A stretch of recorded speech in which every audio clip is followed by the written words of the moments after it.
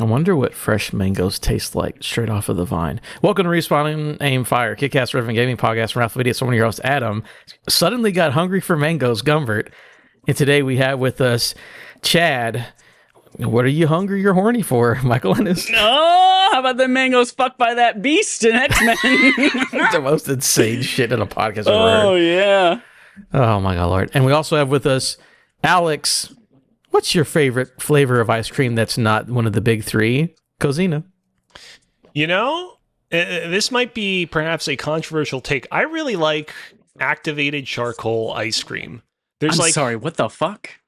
There's like ice cream and like a lot of foods that like you can basically flavor and like dye black with activated charcoal. I've done it with like pizza crusts way in the past. I haven't really done it a lot recently.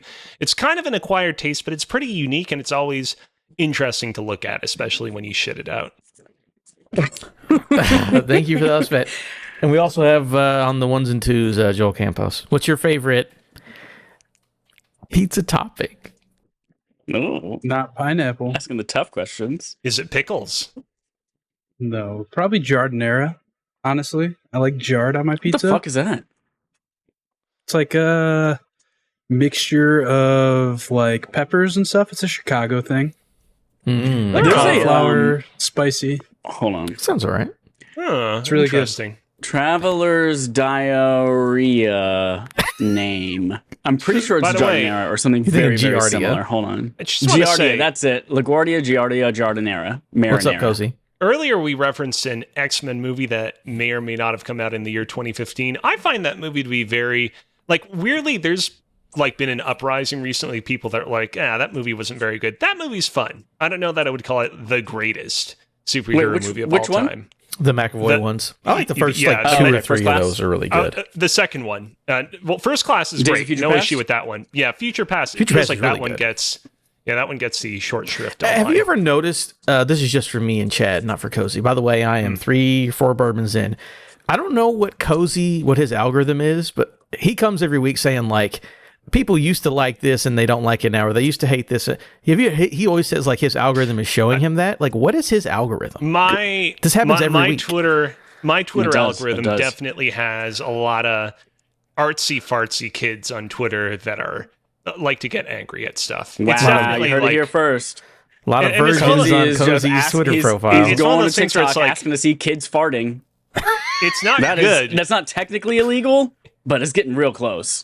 It's not good that my feed looks like this. I think I need to do a better job Agree. of cultivating people that are more positive and can deliver their critiques of art and media in more succinct fashions without just being rampant, hateful people. But yeah, that's the current situation. Cozy never beating the allegations. Catch us live on twitch.tv/AffleBeatty at Sunday evenings at 8:30. YouTube and podcast services Tuesdays at 9 a.m. This week, upcoming, there were a couple showcases from your video game console makers that we're going to talk about.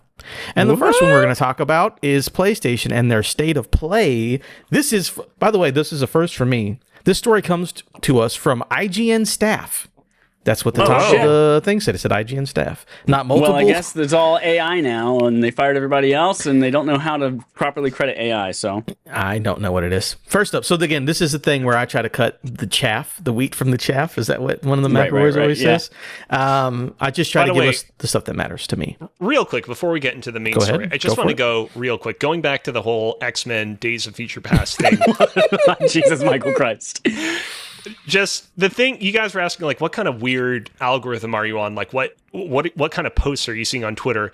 Specifically, like the posts that I've seen directed at hating X-Men Days of Future Past, directed at disliking that movie, specifically hone in on the plot point where Charles Xavier technically is paralyzed, but he takes some sort of drug that makes it so that he can walk again, but at the expense of his psychic powers. I remember there was like a rash of like people hating on that plot point, being like, this is so stupid. And so based on that, I was like, I guess people hate this movie now. I mean, the box office returns say show $745 million, so I think that James McAvoy and company are doing just fine. But yeah, that is a weird plot. It's a very comic book plot point. It's like, I get rid of my powers and I can walk. It's like, I don't think that works. Anyway. I mean, it's also a movie about magic powers granted to you by a chromosome that manifest whenever you're fucking And a going blue guy through who your fucks bloody mangoes. times in your vagina. It's like blue people fucking mangoes and shit like that. But there's nothing.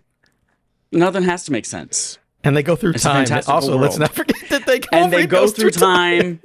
And fucking Tyrion Lannister is there fighting the robots or commanding the robots or something like that. And it's like it doesn't have to make sense. It's a good time.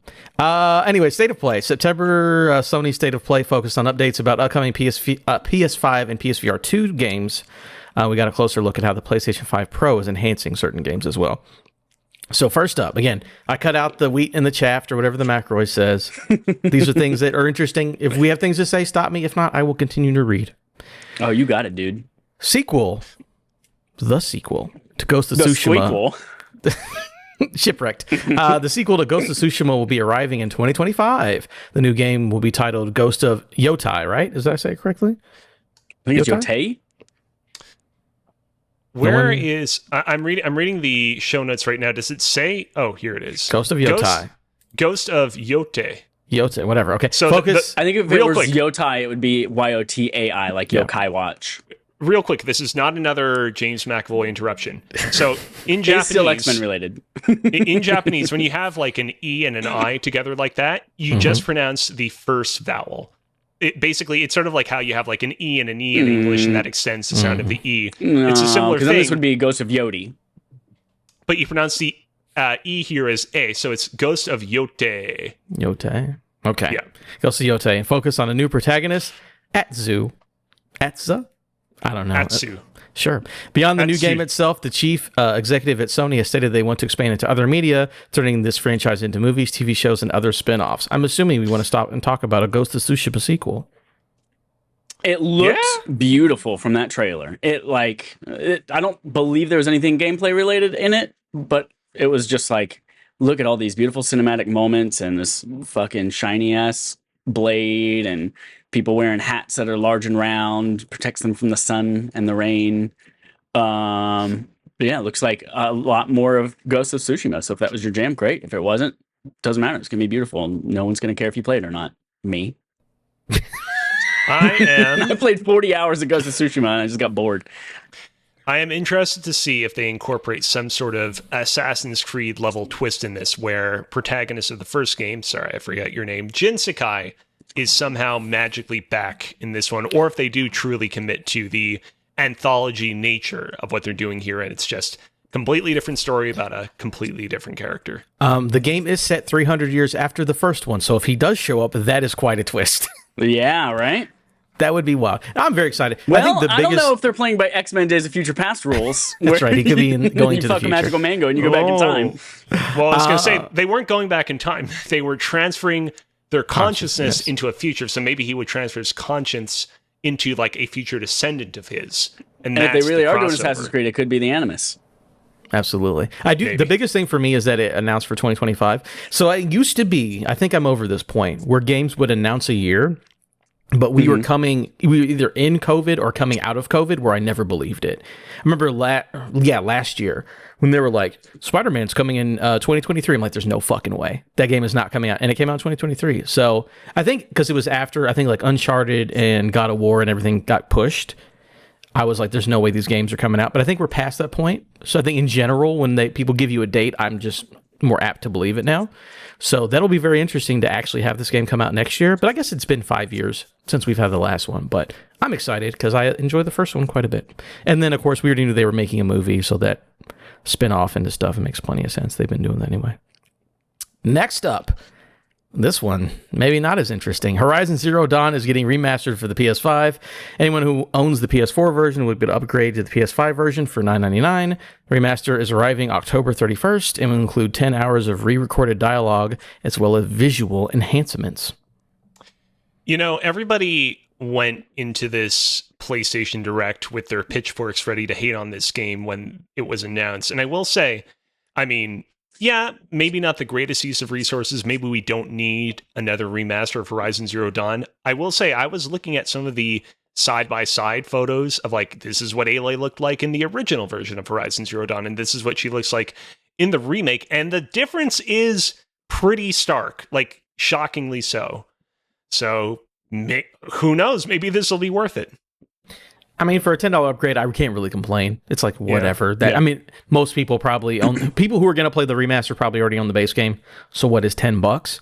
And I mean, they must make them because they're probably cheap enough to produce and they probably make enough money. So, and if you're just trying to keep it on par with the sequel, which looks gorgeous, because especially the DLC, whatever, it doesn't bother me one bit. So, but it's not super exciting either. So I get both sides of the mango. It looks like they saw what The Last of Us did and how successful they were with that. You know, with Last of Us Part 1. Last of Us Part 1 that came out, remade in the Part 2 engine. No, Last of Us 2 remaster. Remember, Chad, the names were fucking weird and you didn't like it. Oh, that's right. Last of Us Part 2 remaster. That's right. I blocked that out of my brain. But yeah, they saw that releasing it in the new end. No, it was Part 1. And then just 2 remaster. Okay, yeah, go ahead anyways. Continue. I'm talking about Part 1, where it's like older engine and older graphics and older models and stuff like that, remade in the Part 2 engine, even though Part 2 is now also having a remaster as well. But that's what they're doing with this one. They're in the hopefully PS5 exclusive engine, like they're taking full advantage of the DLC for Forbidden West type shit that they couldn't do for the PS4 version. But this seems to be that kind of thing, and it was more than I was expecting of this. I thought they were just going to, all right, what can we copy and paste from the PC version that we released a few years ago onto the PS5 version and just get it out there in time for the Lego game to come out so that adults have a way to say, oh, I like this game that I'm playing with my kids. How do I find one that's more, adult? Yeah. Oh, there's a brand new, really great looking version of it. So yeah, I'm pumped for it. I still haven't played Forbidden West. I won't play that. I will pay the $10 to upgrade it and then let it sit in my library for about 10 years. But sure, go for it. Kozi, real quickly in the chat, Mass Keaton says, "How's the bike?" How is the bike? Your bike that got tore up a couple weeks ago. Oh, see, the lag bolt. Obviously, I remember my bike getting torn up a few weeks ago. I'm guessing maybe he was seeing some of my recent bike adventures on Twitter. Basically, long story short, that bike will still get repaired at some point, but we're kind of putting that on the back burner.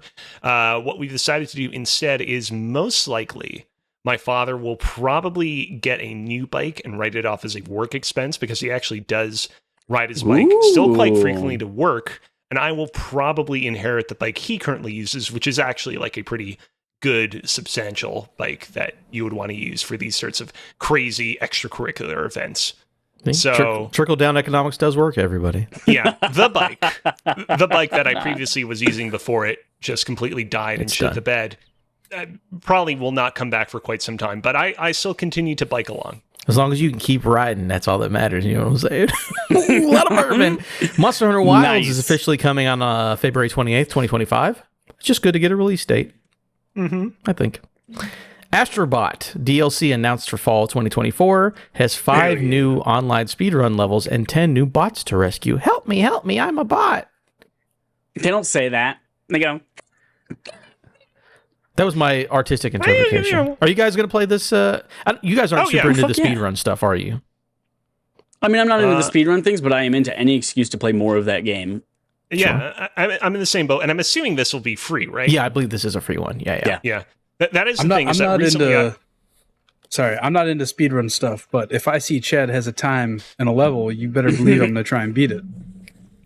Fair enough. Well, you got to go out there in all those Beat Saber levels right now, Joel, and you got to level up. I got lots of scores on the board.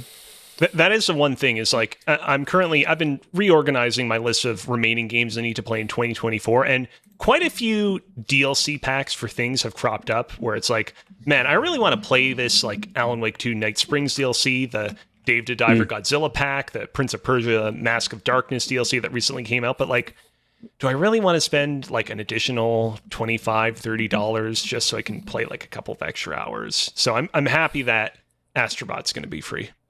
Very cool. From the creators of Lost in Random comes a claymation style game, The Midnight Walk. You'll be able to play it on PSVR 2 or PlayStation 5. I just include this because I think it looks cool and I like Lost in Random's art style as well. So shout out to them. The new, I don't know who this is. Is it claymation frame rate? Because I feel like that would make me want to throw up in VR. No, it just looks like this looks Lost in Random terrifying. is like, this is a Tim Burton video game, but it just like looks like that. Whatever. I kind of can't wait to play this. When does it come out? I don't know if there's a date on that one. I think they just showed it Oh, off. suck my butt. The new trailer for Hell Is Us showcased a horror game that looks a bit like a Souls-like game. You also have a drone, even though you have swords. Someone had highlighted this. Was that for a reason, or are you just being silly? Spring 2025. Highlighted what? The Hell one. Whatever. We'll move on. Oh, I don't know. Power World HE is double out. hockey sticks. We don't curse on here. Power World is out now on PlayStation 5. Get it while you can. Yeah, before Nintendo makes that shit burn. They'll be fine. Patent infringement is not a big deal. The upcoming VR game, Metro Awakening, received a new trailer and will be arriving on November 7th, 2024. See? We're still talking about PSVR 2. See? You know what's weird? I am getting the itch. I'm getting the itch. Not only did I say I might plug in my PSVR 1 again to play Astro Bot Rescue Mission, but I'm also thinking, like, Resident Evil 4 said it was getting upgraded for PS5 Pro. I don't know if that also applies to the VR version.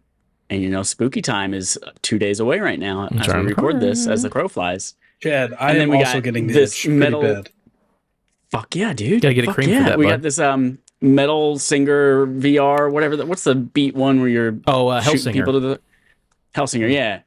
That's coming out in like a week. And now we got Metro and whatever this Tim Burton-ass thing is. And like, I might be getting back into VR, y'all. Dude, Phasmophobia is coming out on PlayStation 5 soon. Ooh, that's a good one. I don't know. I never played It's a that. spooky I game. don't know what it even looks like. I heard it was spooky and people play it and they scream, but... Yeah. This one was a bit of a shock, even though it got leaked multiple times. Legacy of Kain, Soul Reaver 1 and 2 Remastered will be arriving December 10th, 2024.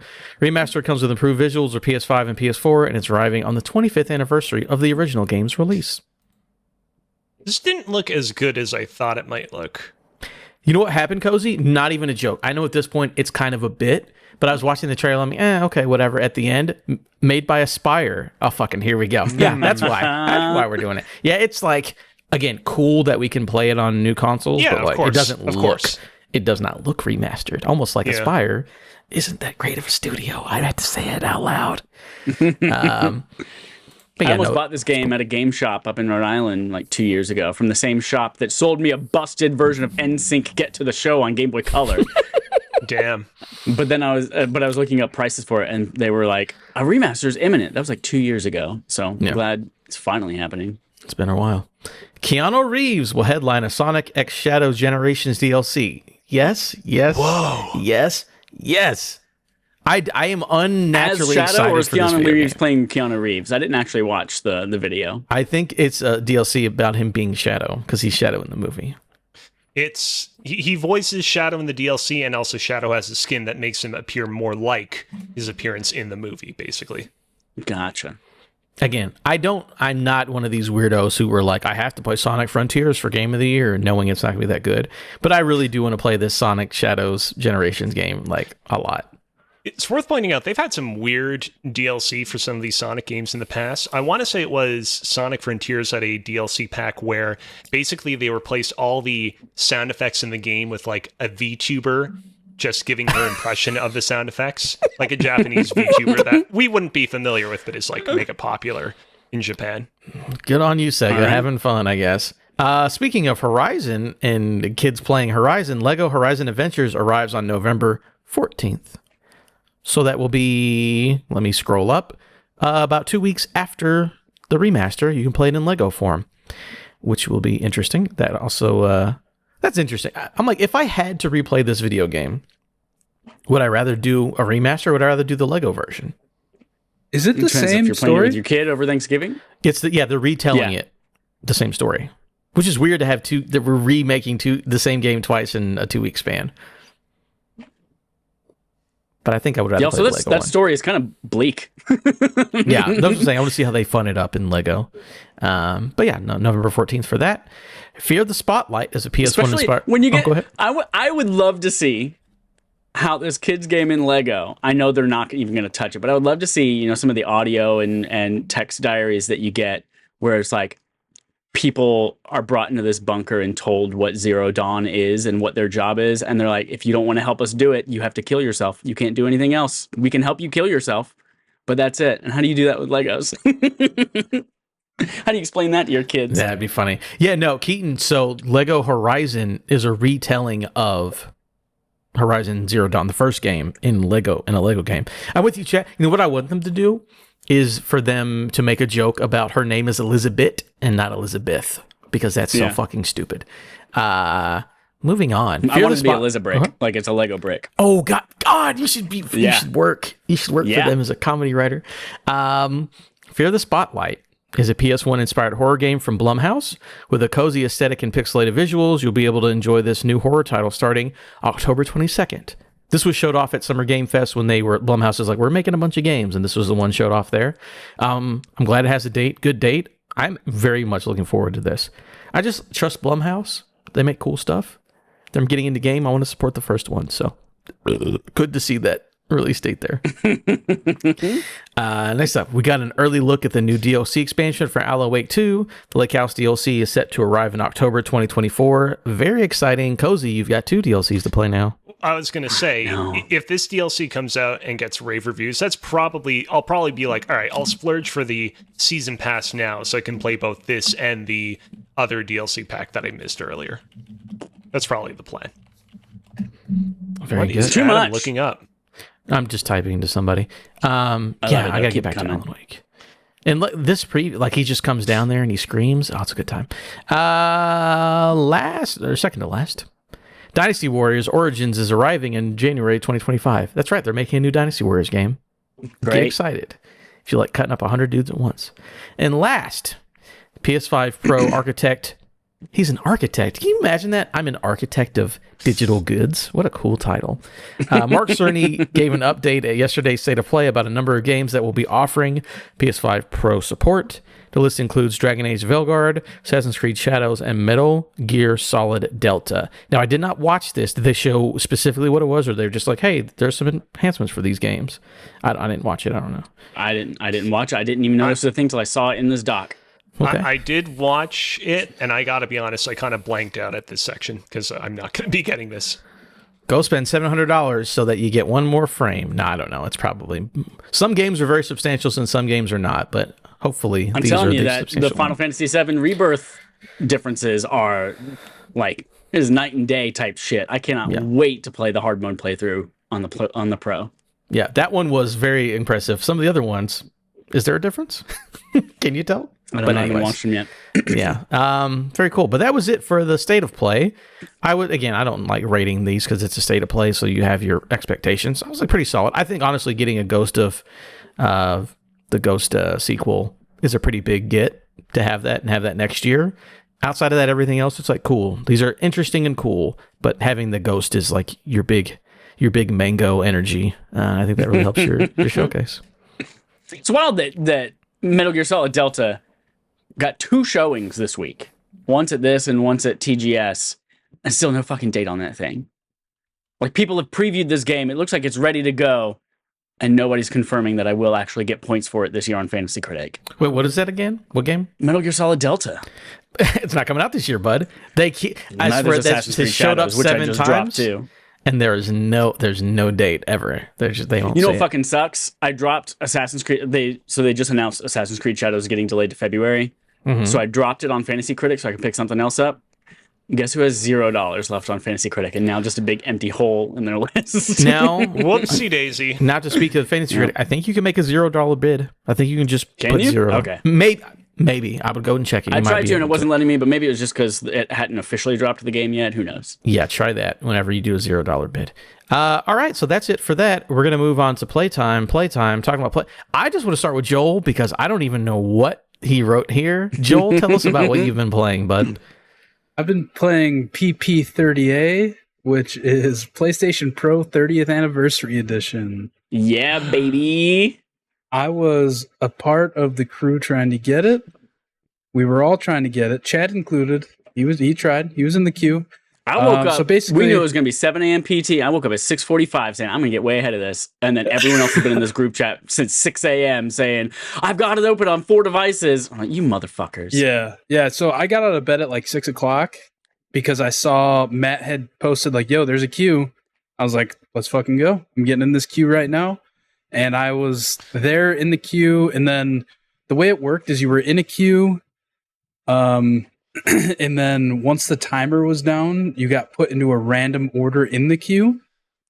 But Which I think I got, which I like. That was nice.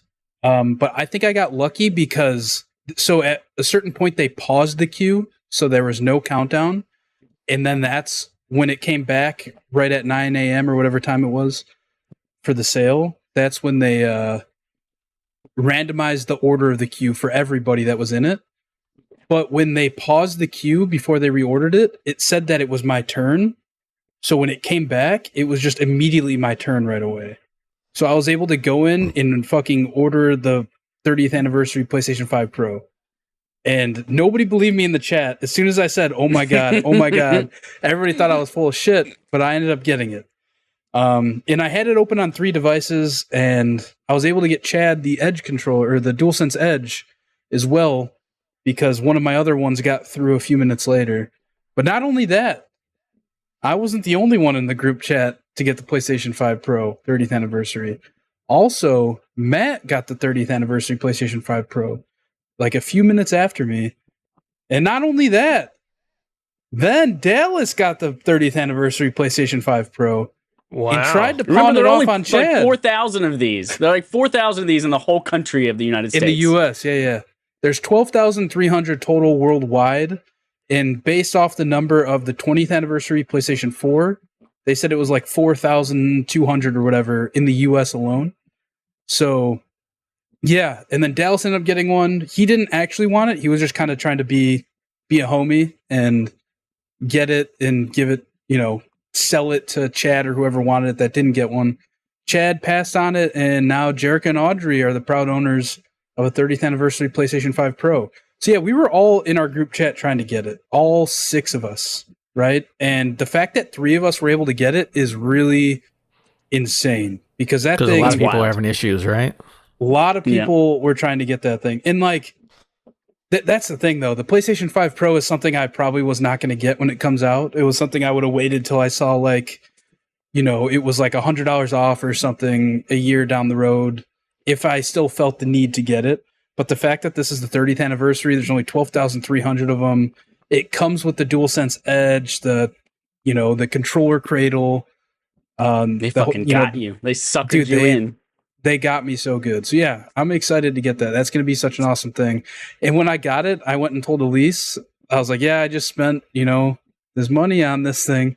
And she's like, is that like a thing that stays in the box? I'm like, it could be, but I'm definitely opening it because it's going to be awesome. I'm very excited to get it. But yeah, I got one, and that's kind of crazy. Yeah. Thank God for Joel, because I got randomly placed in the way ass back of the queue, over an hour wait time by the time I was able to get my my order in. And by the time I got there, DualSense Edge gone. PlayStation 30th anniversary Pro obviously gone. And Joel texted me, he's like, Joel, what do you want? You just want the Edge? Text me your address. And I almost responded like, nah, don't worry about it. I'll be in the queue shortly. There's no way the DualSense Edge is going to sell out. Thank God you did. And then I got the regular fucking controller, the non-Edge. I pre-ordered one of those at Best Buy. Those apparently are fucking selling out everywhere. Who knew that was going to be such a big thing? I pre-ordered one of those at Walmart before I even got through the queue to get the PS5 Pro. So, yeah. Exciting stuff. I'm happy for you. The most thing I'm upset about is that there's a group text of 6 people and your boy's not in it. No, get in your secret Discord and go talk with your other friends about PlayStation PP30A. I wish they would, but I want Joel. I just want to be thought of. You know what I'm saying? I mean, if we think about you every time we exclude you. Yeah, every single day in the morning we have a vote. We say, "Hey, is today the day we let Adam in?" No, keep that fucker out. Who's voting no? That's what I want names. We're all voting it's no. Unanimous. That's the it has problem. to be unanimous. Yeah. Great. Love it. Kozi, tell us about this video game. It's a new video game that people will be interested in, especially if they like Nintendo. That video game is... What is it? Now recording. Tell everybody about Legend of Zelda Echoes of Wisdom. The Legend of Zelda Echoes of Wisdom. Okay, so here's the thing. Going into the game, both myself and also Chad, who actually hasn't played the game yet, but just for the sake of the conversation, follow where I'm going on this. Both of us were kind of apprehensive to varying degrees when this game was first announced. I was like, man, it's pretty cool that we're getting a new Zelda game coming in a couple of months from now. And I feel like Chad, when this game was first announced, you were kind of like, it kind of sucks that we're getting another non-traditional Zelda game. Do you feel like I'm often saying that, or? It looked like the Princess Peach of Zelda games, where Princess Peach is like, girls don't want to play actual video games. They want to play something stupid and worse. So that's what I was worried about this was going to be. Damn. Oh, you have to fight people with pillows and coffee cups instead of swords. I wasn't perhaps as apprehensive as Chad in that regard, but I was kind of like, it does suck that we're getting another, to what I said earlier, like non-traditional Zelda game, that they're trying to reinvent the wheel once again. And I don't necessarily know that I want them to reinvent the wheel. And my other big concern was, how exactly are they going to balance the ecosystem in this game? The ecosystem being basically Zelda early on gets this rod, and this rod basically allows her to create copies of many objects on her adventure that she encounters, including enemies. So she can create a copy of a table, she can create a copy of a trampoline, she can create a copy of a moblin, she can create a copy of a bed. In the original announcement trailer for this game, there was a section where they were showing Zelda just creating multiple copies of beds to get over a gap. And I remember looking at that, a lot of people were like, haha, that's really funny. And I was looking at that being like, how are they going to balance this? Like, is the entire game just going to be you solving every issue by spamming one item over and over? And so I'm now a few hours into this game.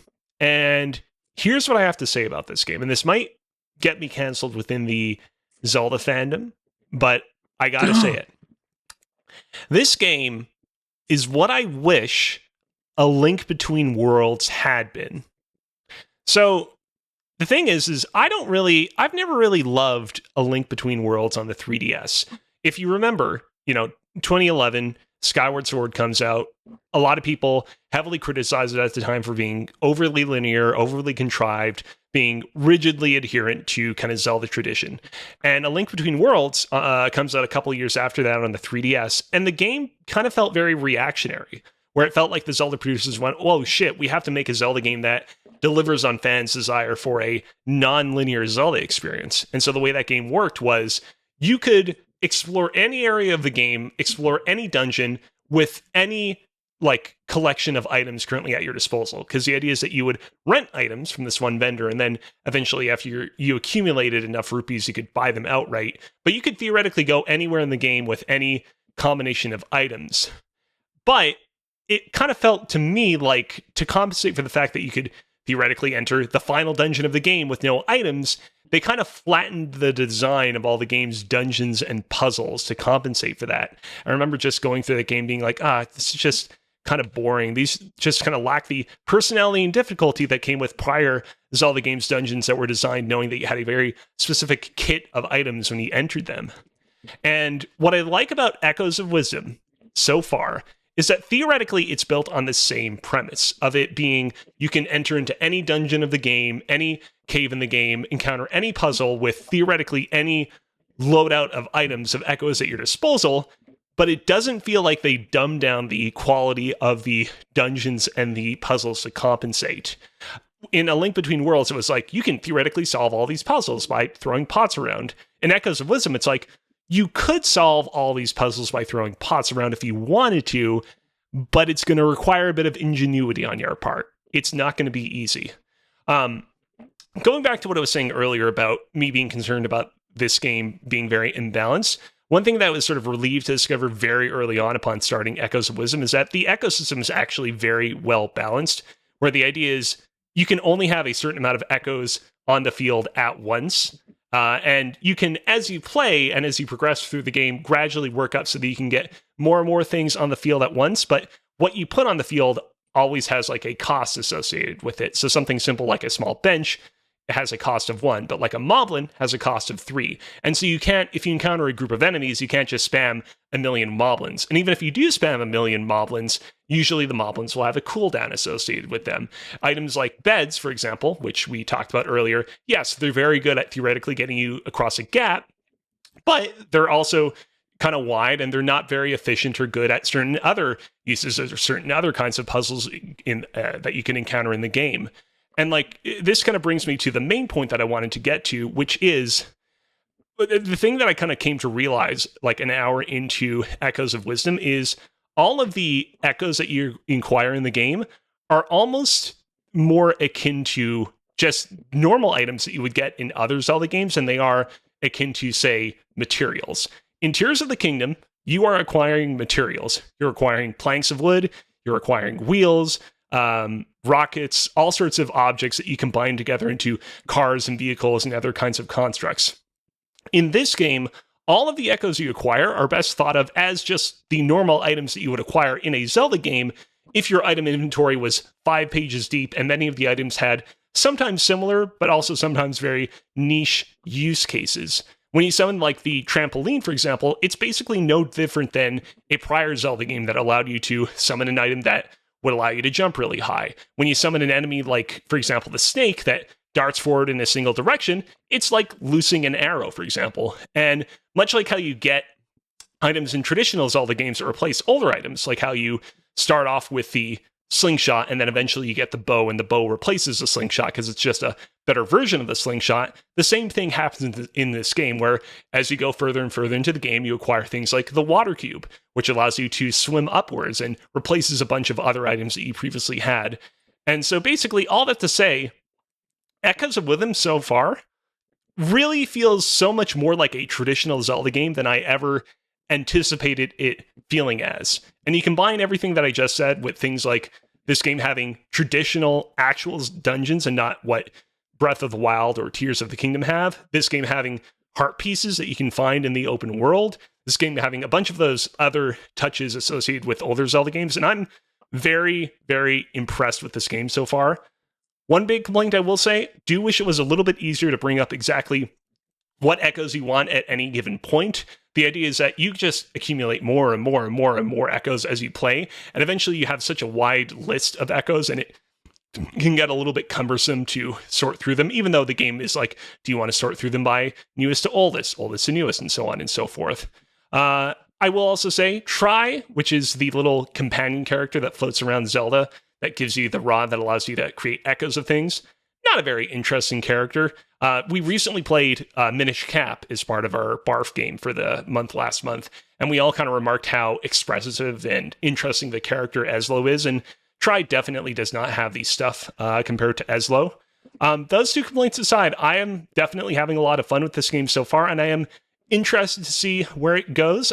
There's been a lot of cool and fun kind of story and lore moments so far as well, which I was not expecting, given I feel the kind of lack of lore that we had in games like Breath of the Wild or Tears of the Kingdom. And it remains to be seen whether or not the game does well on a lot of that stuff later on, but I'm interested to see where it takes me.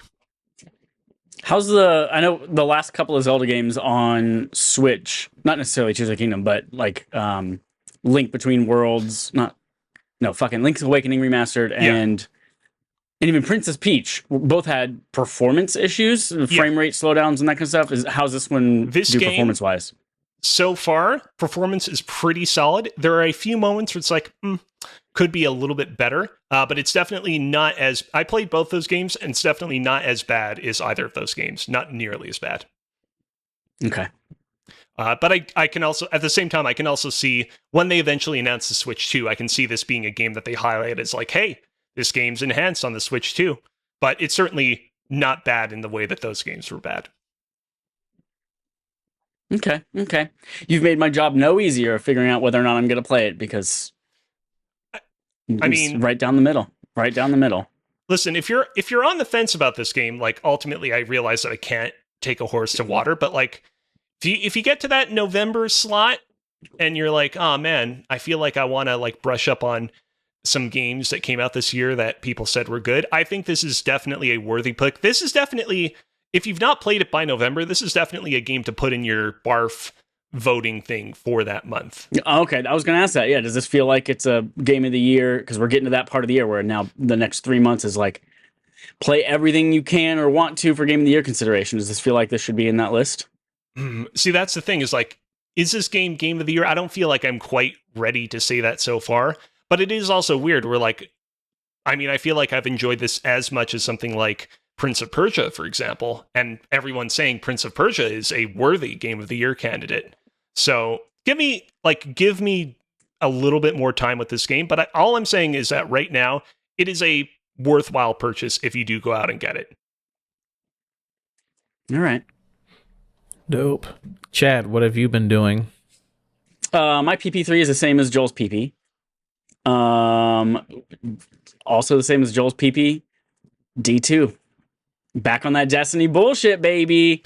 New season comes out in a week and 2 days. And so we're going through and cleaning up all the shit that we have to for this season before the end of it.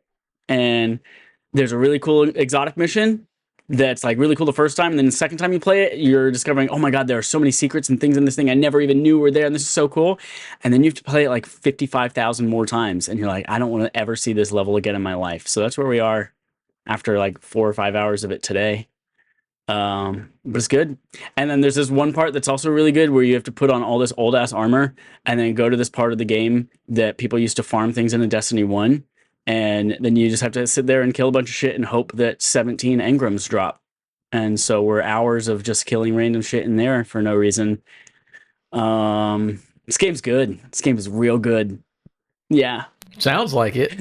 There's some interesting improvements that they've talked about making to even next season. We're going to see these new types of enemies that are randomized. Like they will have, I think they call them Banes, where there are different effects these enemies could have. Like one of them can summon meteors and that track you and throw at you. One of them basically has this electricity power, and whenever you kill them, it spreads to all the other enemies around them so that they are now stronger against you and that kind of shit.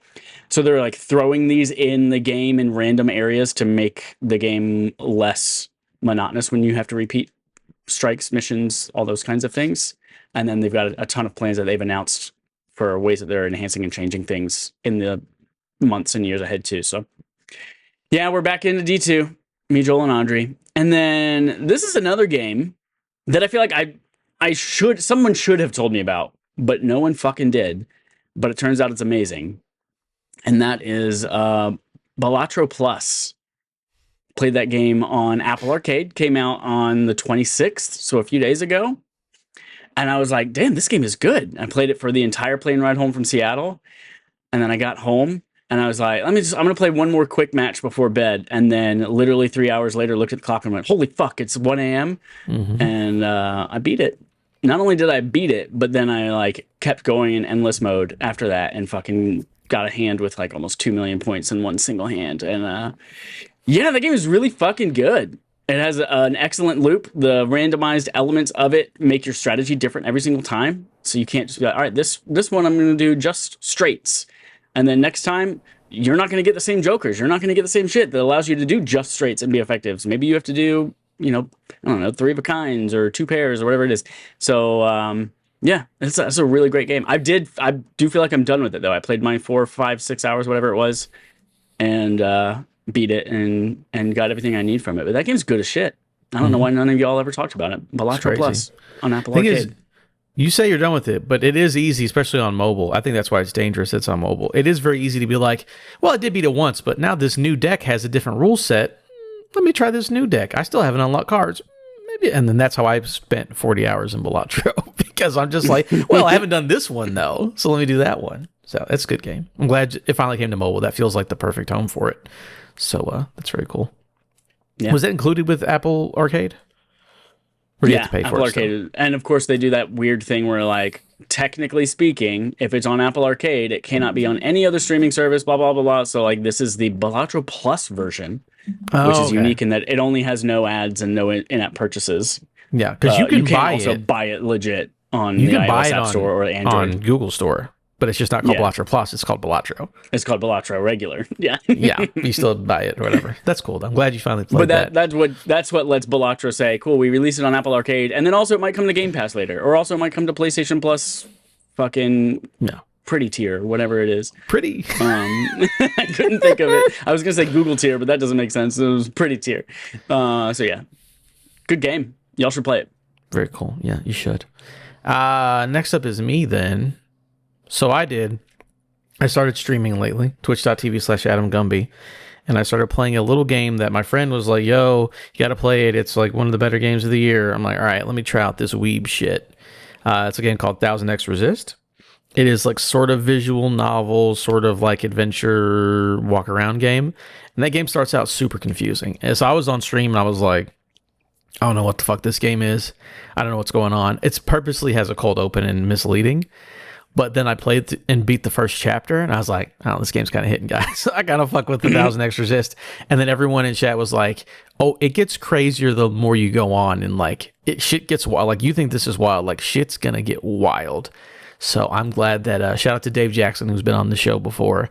He was the one championing it, and he's right. So I cannot wait to finish this.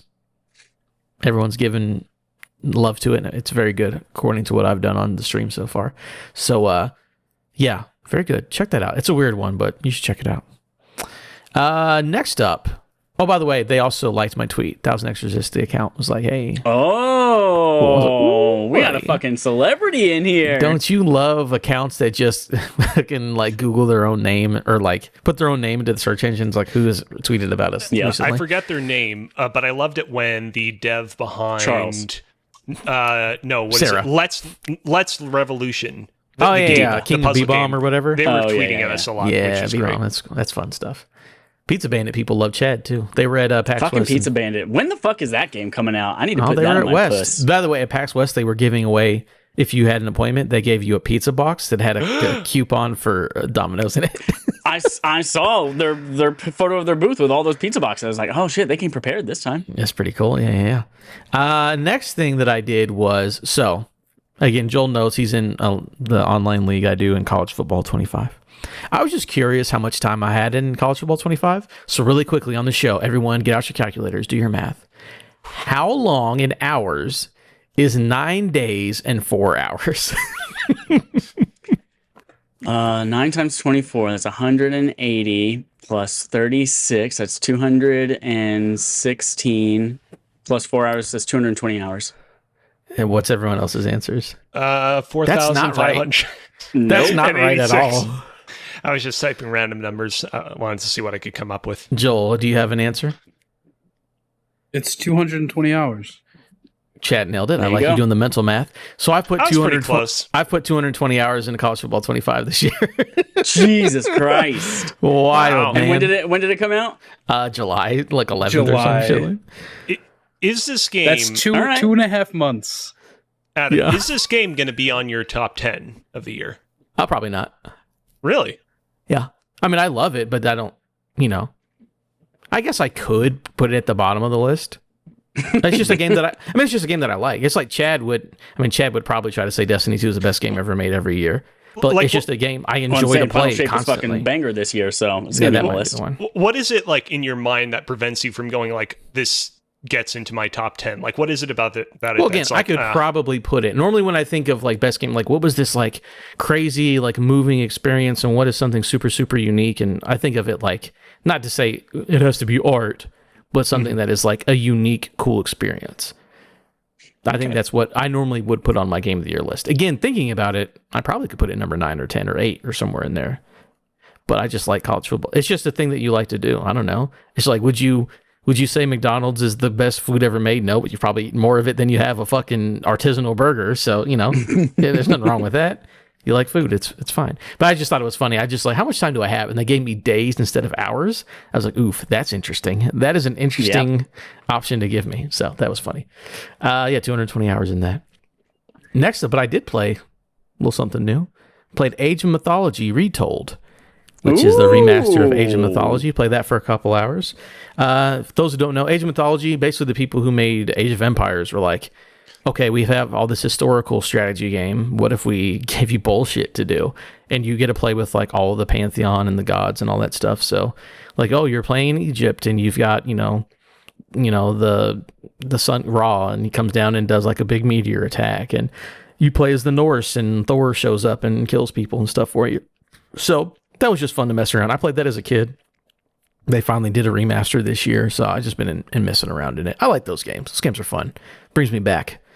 Putting in that cheat code for Age of Empires where you got a car that that shoots bullets, and you use that against some, Germans and some samurai people back in the 1600s. It's a good time. I think we call that a tank, Adam. No, they're literally sports cars. They're literally sports cars that open their doors up and shoot bullets out of them. It's wild. It's very cool.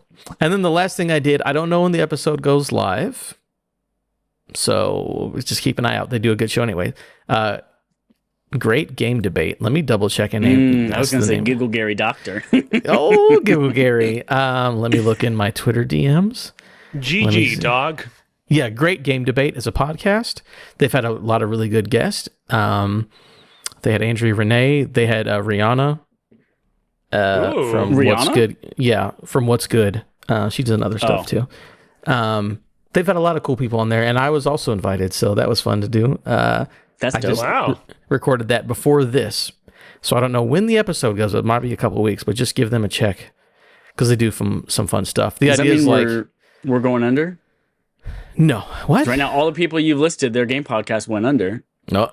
Are we next? At least if you're famous. Is this at least. you're on the cover of Madden and it's a curse kind of thing? And you get a curse, yeah. Because Andrea Renee, forgot about that. Andrea Renee is struggling. There's no way she's doing. Oh no, she's fine. But no, the idea is like you bring a debate. It's like this versus that, and you have like your opening, you have a rebuttal, you have all that, and then they have a list that people like add to the 100 greatest games list, and you get to move that stuff around. So it was a fun podcast. That'll be out soon. I was also drunk on that one, so that's the carryover from that one to this one. Nice. Mm-hmm. So yeah, check out that podcast. I'll be on that soon enough. But moving on from things we played, it's time to get into our quest log, and this is the other story. We talked about Sony. They're like, hey, here's things going on. Xbox was also like, hey, we're here at TGS. Here's things going on. This was from Ryan Dinsdale at IGN, not IGN staff. Ryan Dinsdale himself wrote this one. So this is just things, again, I cut out all the... and it's I cut out all the bullshit. Obviously, it's TGS, so there's a lot of Japanese focused games, and like, that's bullshit. I don't care. But I tried to give it all the good stuff in here. I was there a couple years ago. You when were I lived at in Tokyo Japan. Game Show? Yeah, this was this He's would have still been there right now. the fall of 2016. It was actually the same game show where it was shortly after they announced Metal Gear Survive, which was the zombie-focused Metal Gear spin-off created without Kojima. Some might say that's the greatest era of Konami. And it was, I don't know if Death Stranding 1 had been announced, but it was still very early on in production. Kojima was on stage nowhere near the beach yet at Tokyo Game Show, like just talking very lightly, promoting Death Stranding as much as he could at that point. Yeah. And I remember somebody asked him about Metal Gear Survive, and he's like, I don't know what zombies have to do with Metal Gear. Like, he gave some comment being like, I don't endorse this at all. And they actually scrubbed that from the like live stream recording later on because they didn't want Kojima and Konami like directly feuding Going in that at way. it.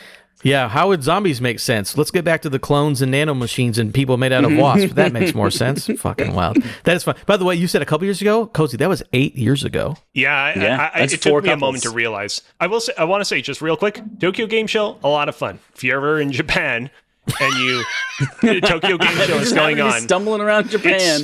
It's a little bit outside of Tokyo itself. Like you need to take like an hour train ride there, but it's a lot of fun.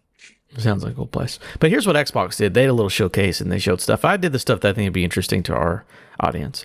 A new trailer for Metal Gear Solid Delta, Snake Eater, opened the Xbox Tokyo Game Show 24-hour broadcast. No date. That's why I'm like, what are we doing?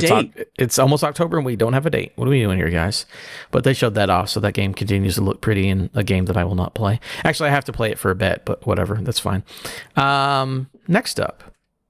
An expansion for simulation game Age of Mythology Retold was announced. Whoa, perfect timing. I know, right? Called Immortal Pillars. It will take players through the myths of China with an all-new pantheon of gods, powers, and more.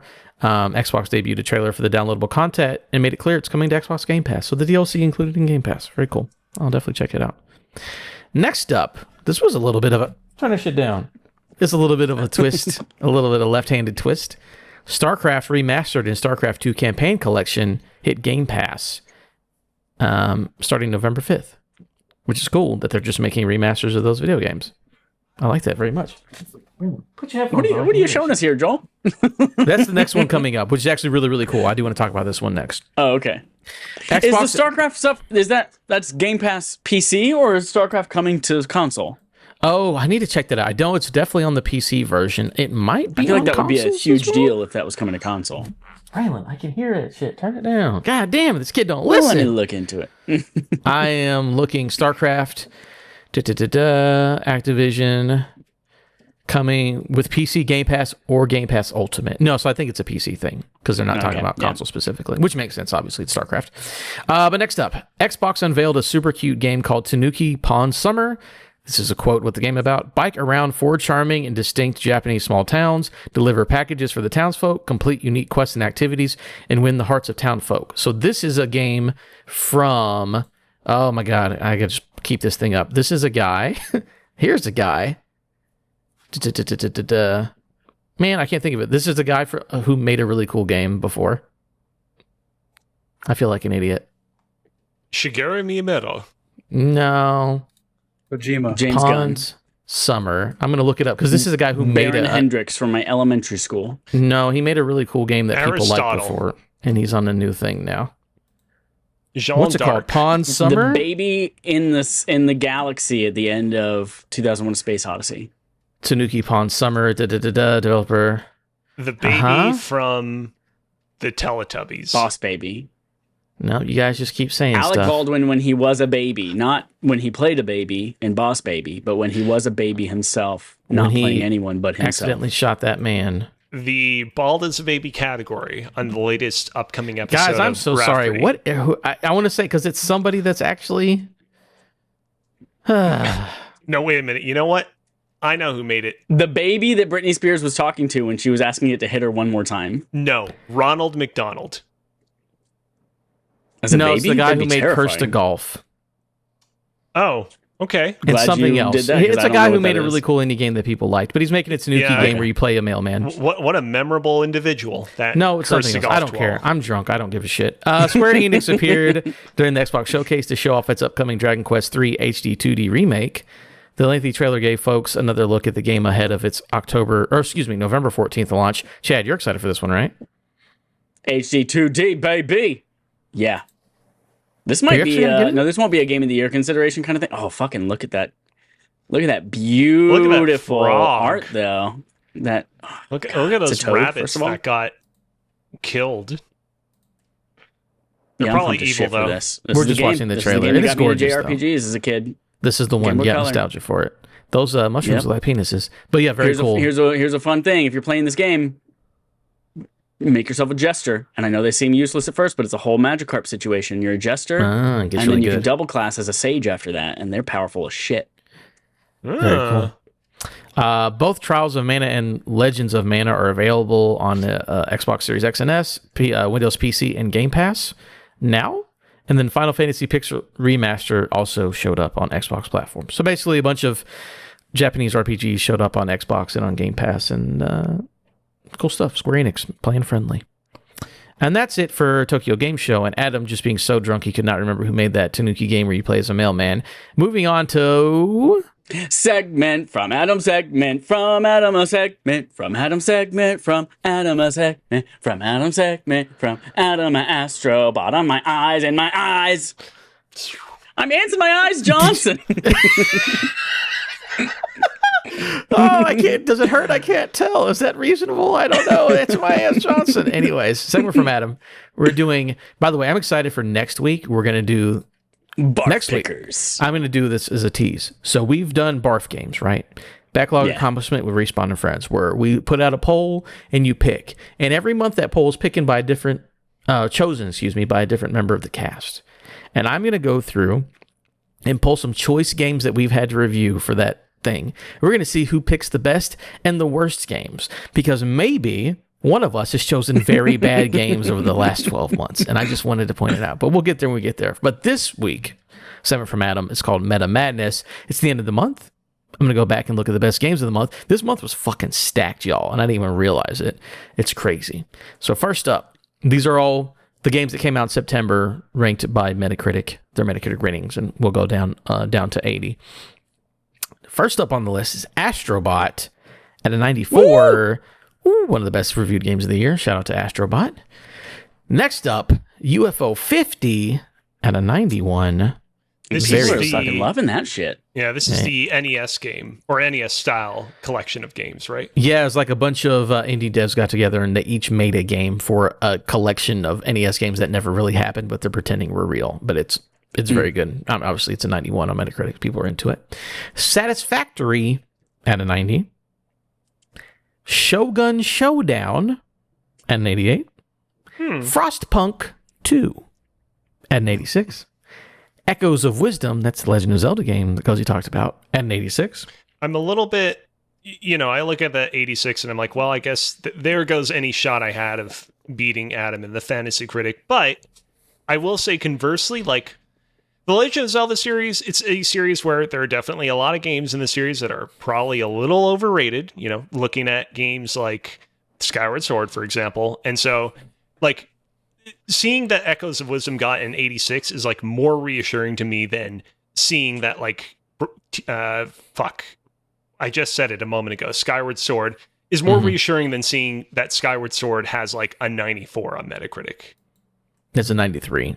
93. It's wild. Shit. Yeah. No, I just know that because that came up in video game trivia at the PAX West panel.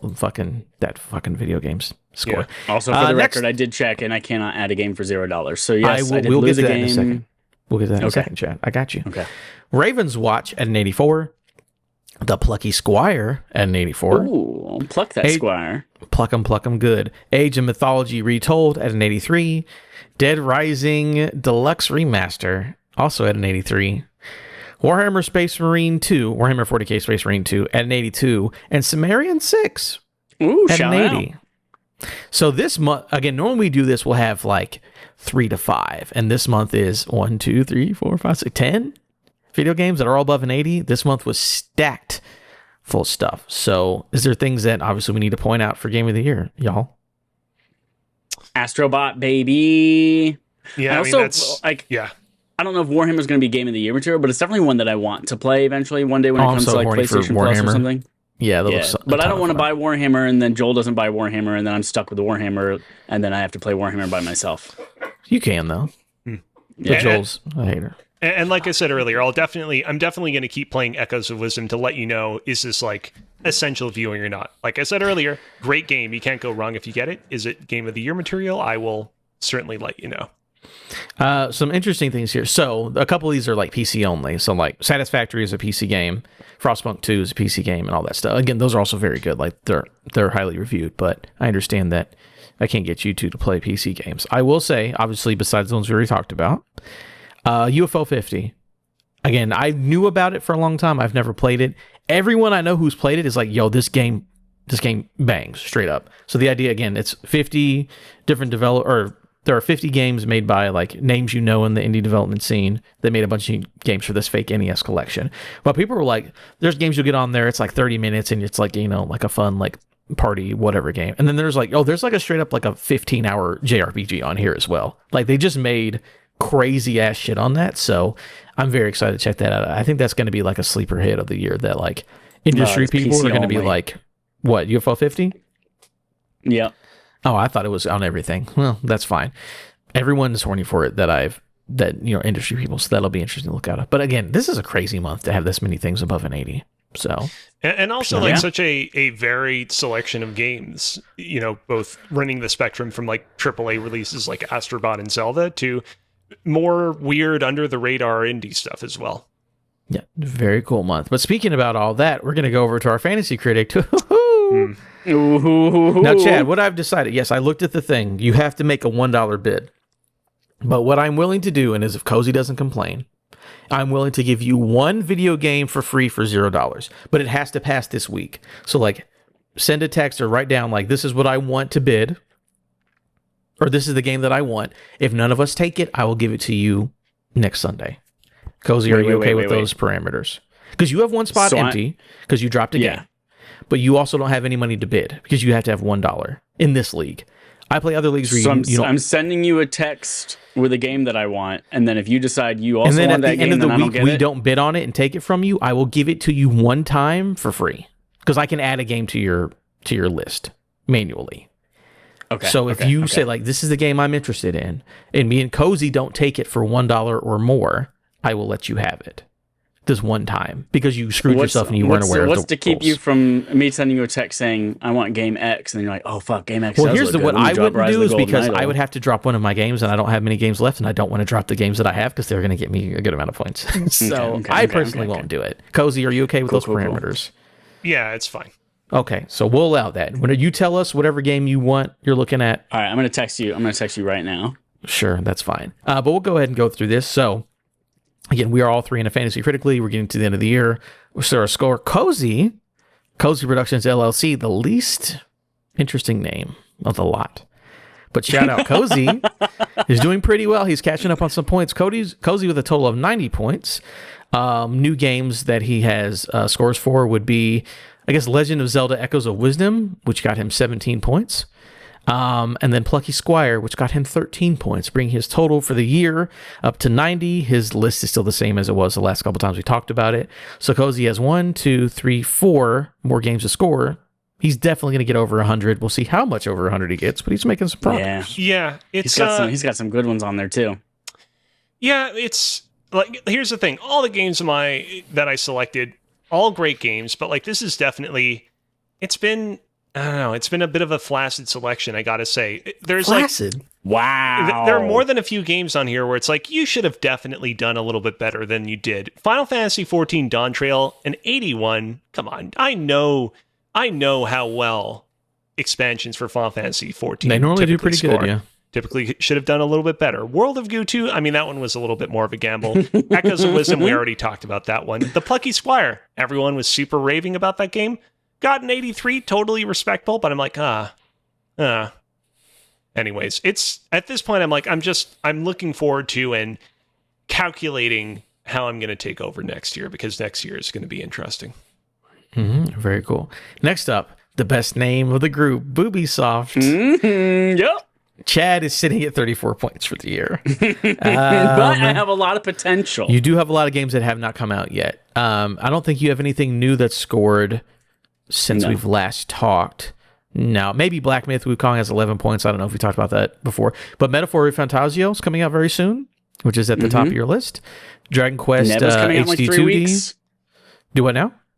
Neva's coming out in like 3 weeks. Yeah, Neva actually has a release date. Dragon Age Veilguard. So I think Chad does actually have some bangers on here. I don't know if it catches him up and give him second, but I think Chad will be more respectable by the end of the year because he only has 4 games scored. But Nintendo screwed you with the games that you've taken this year. Yeah, they did. Fucking Mario versus Donkey Kong and Peach's Showtime. That's why I'm bitter about Legend of Zelda Give Me a Bed, is because Princess Peach Showtime gave me 5 fucking points. Because it was so bad. Yeah. I will say, not to wholeheartedly defend Chad, but to slightly defend Chad.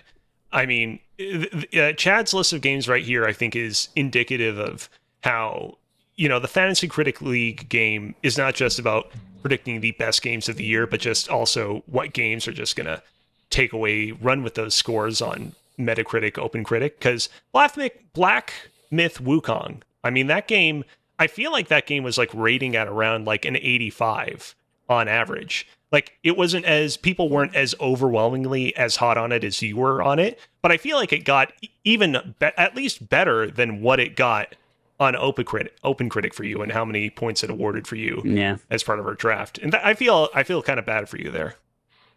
Yeah, very cool. So Chad with 34. Just remember that next time we have a RAF game show, maybe just like give me some pity points once in a while. You get plenty. And then that leaves what's left of Embracer. Jesus Christ. Second best name. Here we go.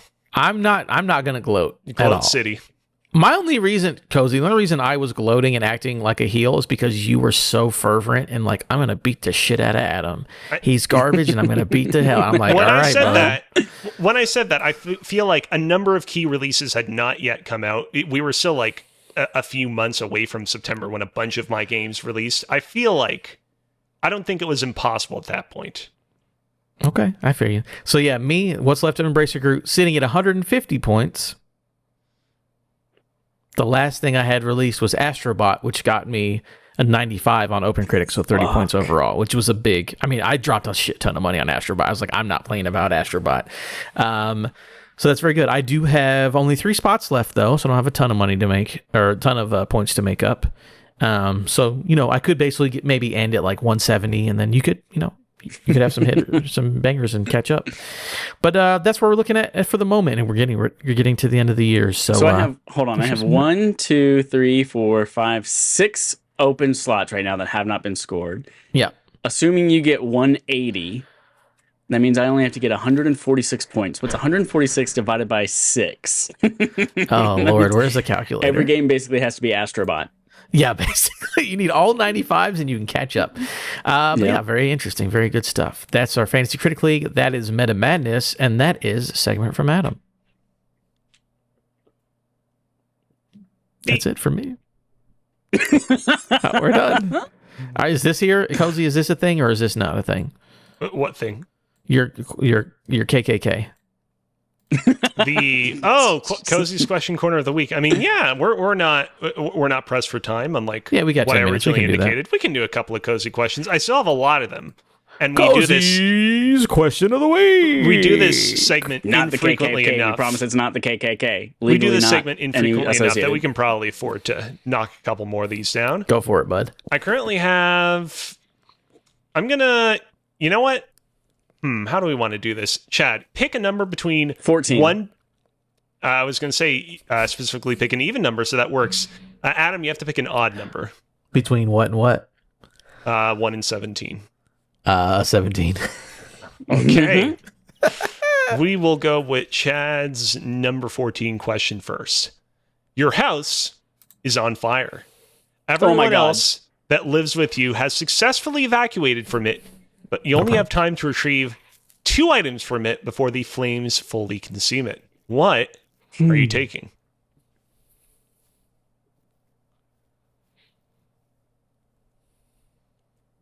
What is the most valuable thing to you? Or I guess this is the problem. What's the most valuable monetary, or what's the most irreplaceable is what you got to look at. Right. That's what I'm thinking. What is like limited edition, can't get it again? Immediately I thought of my analog pocket, but I just had the basic ass white one. You could just buy another analog pocket. But if it's like a family photo of my only copy of my baby pictures, it's like, I don't necessarily care, but maybe I should grab that. Should have digitized those 15 years ago. Yeah, exactly. I'll say right up front, I have a Sony A6100 camera that I shoot all my videos and podcasts on. It's what you're currently looking at right now. If you're watching the video version of this, I would probably take that as the one thing, because like a video game console, it sucks that my PlayStation 5 is going to burn, but most of my collection is digital at this point. I can always just get a new console. I can't replace a camera that expensive, so that would probably be number 1. Yeah, my number 1 would be my PC setup, just because it is fairly more pricey and closed off than the other things that I have. So I definitely have to grab that one for sure. And then if number 2, like I was going to instinctively say, well, I should probably just grab my phone as my second item because it's useful and I can do that's so already much. in your pocket. Yeah, if we're saying that it's already in my pocket, I would probably go sentimental and grab like one of my older Bionicles because I have a big Bionicle collection. And your entire house burns down, and it's you with an expensive camera and a Bionicle in your hands. That's all he's got. Bionicle. You can do it'll probably be one of those, the Bionicles. I didn't bring them. Next time we meet up, I'll bring the Barrag Queens with me. Those Bionicles. Do they live in the swamp or whatever? No. Chad, what are you picking, dude? You haven't said anything. I would bring my 3D printer, because you can 3D print anything that you lose. Yep. But the other thing, I thought about it, and honestly, this rope toy. Yeah. It is Trace something likes I a lot. bought for like $4 at TJ Maxx Home Goods. I bought 3 of them, and I bought them on day 1 for Atreus when I got him, and it is his favorite fucking toy, and he would be devastated if we never had them anymore. So I'm bringing that shitty chewed up 3-year-old rope from TJ Maxx Home Goods. I would say, for me, it's computer setup just because that's expensive and most needed. I can buy another console. I can buy another TV. I guess my mattress, because I have a pretty good mattress and that's pretty expensive. So I guess I'll save that. Yeah. I don't know how carrying a PC setup and a mattress in my arms, but somehow I did it according to the question. You wrapped the PC up in the mattress. In the mattress, breaking. That is an interesting point. Like my PC is definitely more valuable than my camera, but like, for the sake of conversation, if it burned down in the fire, like eventually at some point I'm going to have to upgrade my PC. And it's like, that's where I do the calculation of, is it better to just let that burn and then build a better one? When No, building a better with the PC insurance is money. too expensive. I don't want to do that. I'm good. Yeah. All right, and what's that's 17? that for that question. For 17, all right, get ready for this one. A hybrid plastic surgery and time machine allows you to travel into the past and assume the identity of the ruler of any country or empire before the year 1800. What president / king / emperor do you become? It's the Animus, but it's like it's actually you going back in past and not just So I get to playing be an whoever. emulation. You know what? So, but I don't look like me, right? I look like the person, so no one knows that it's me. Because Right, it's a plastic exactly. surgery thing, right? Okay. Right. You know what? I was gonna do a joke of like I go back in England's history so that like Kozi is secretly like beholden to me in my line or whatever, because that's funny that like his country. But you know what's actually better is Genghis Khan, because that dude is I think half the population of Asia is technically Genghis Khan DNA. So let me just be Genghis Khan. It's just like, yeah, Adam's DNA is just half of the world's population. I love that. I love that. I'm gonna go Obama because Before 1800. Before He did say before does that have to be 1800. before 1800? Yeah, Oh, that damn! was the rule. I was gonna say fucking everything prior to 1999 is like you're smoking in restaurants and everyone doesn't shower as much and it's nasty as shit. So hold on, I gotta think now of someone who sat in isolation for. I'll be Buddha, That's not too sitting bad. by myself outside. You know, but they got incense and stuff. It's not the same as cigarettes, but you know, it's not. So it's gross. I'm I sure just don't want to there's smell other people. Yeah. Isolation. The two ones that I keep coming back to is, do I want to go with like one of the, you know what? I would be, oh no, wait, I was going to go with John A. Macdonald, who's the first Prime Minister of Canada, but I think he was only made Prime Minister in like 1867. So I don't think I would be eligible to be made president. Nope. If No, Obama was not unfortunately eligible, then neither was Johnny McDonnie. Yeah, you know what? I'll go back. I'll be one of the kings of England in like the before times, but not like the super before times, like let's say the 1700s, and I would officially cut the ribbon so Canada is fully autonomous from the UK. So nobody can make fun of me in that Wow, way. you're going to cut that umbilical cord. Yeah. Was that because we were independent in 1776? You don't have a lot of time to not make Canada part of. Were they even around back then? I mean, kind of. When did Canada start? Google. When did Canada start? When did that little startup company named It was Canada? basically around the same time. July 1st, 1867 is when the Dominion of shit. Canada formed. Sorry, you can't save Canada. You can't. No. I'll figure it out. Eventually, I just got to I'll convince my great-great-grandson to let them be free. I got you. But then what happens is I for a few years, I'll assume the identity of a new king, but then I'll go back in time. But then it's creating this ripple effect where like the future versions of me that assumed more recent rulers are feeling the ripple effects of me going back into the past repeatedly over and over again. It's going to get Well, it's real just a new complicated. timeline. You don't have to worry about that. Your home world never changes. You're still under the king's rule when you come back to your real timeline. God damn it. That's right. Yeah, it's rough. And that's that for Kozi's questions of the week. Oh, let's wrap it up. My voice is tired as shit. We're going to skip Game On Game Show. We're going to go to our outro. Thank you so much, everyone, for listening. You have homework. If you want to be a patron, oh shit, I dropped this Astro coin on my keyboard. Did anything happen? No, I'm still here. Okay. If you want to be a patron over at patreon.com/respawnfire, you can give us $1, and $1 gets you the ability to force us to play Plumbers Don't Wear Ties.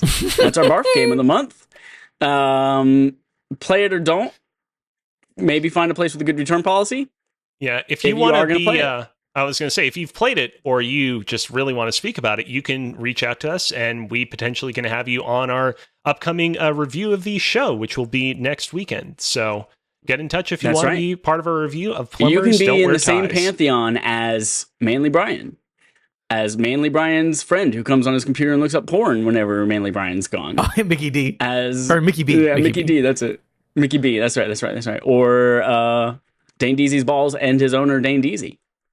All of those have been guests on our podcast for Barf recently, so you can do that.